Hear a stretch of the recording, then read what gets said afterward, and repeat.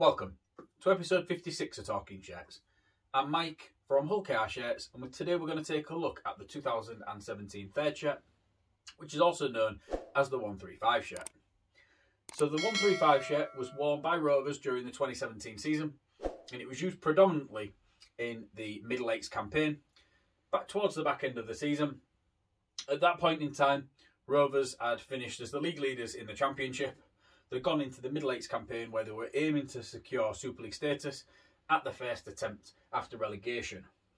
Rovers was successful, and this is the shirt that they wore in a few of those games during that Middle Eights campaign. So the design of the shirt was taken from the Centenary crest. So the crest that we've got on here is an evolution of the Centenary crest. I'll pop a picture up of the Centenary crest for you. The evolution of that was taken to create this 135 badge, which was worn on the breast of the shirt, opposed to using what we'd been accustomed to as being what I would now call the 2006 to the 2021 badge. And it's good, it's great. I personally absolutely love this shirt. We've got the colours of red, kind of like a tealy, greeny, bluey colour, yellow, and it all just works really well together. You can kind of see that the design of the crest is what forms the shirt in the different layers. Maybe I'd like to have seen a bit of yellow piping going across the chest there, which would have then kind of aligned itself a little bit more with the 135 badge. But realistically, zero complaints. Just a really, really nice shirt. The shirt was launched via a promotional video, and I'll pop a picture up for you. The tagline was "The fabric of our club." Former players, lifelong supporters, people who were involved at the club at that time. Really, really strong campaign, which was delivered to the fan base to kind of say how important the fans and the people that are involved in the club are. It's not the first time, it probably won't be the last time that the club were able to tie something like this into a shirt design. We saw it in 2021 with the away shirt and the These Hands campaign.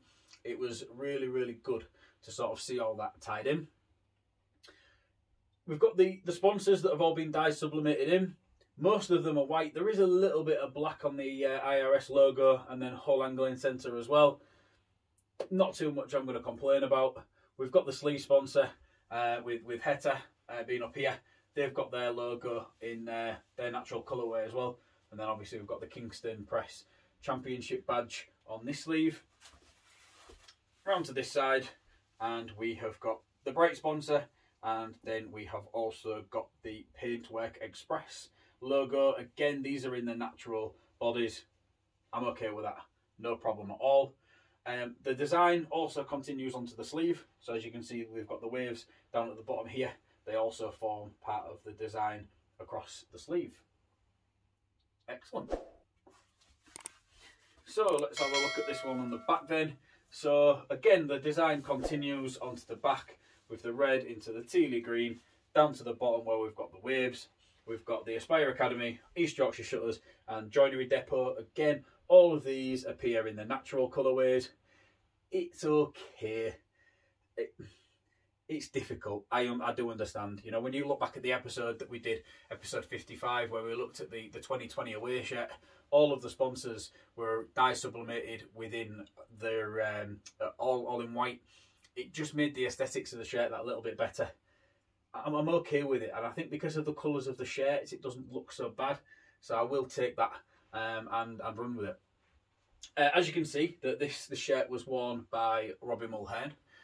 Robbie played at Rovers from 2016, where after he'd signed from the Leeds Rhinos, and he played up until the end of the 2020 season. So he was with us for 5 full seasons. During that time, he made 110 appearances, and he scored 11 tries. So it worked out 1 try every 10 games. Not too bad for a prop forward, I suppose. As you can see, Mulhern wore 21. The name and the number set was very similar to that was used in the Super League during 2017. As we know, Rovers were in the Super League during that year. So the Super League logo isn't included on the numbers here.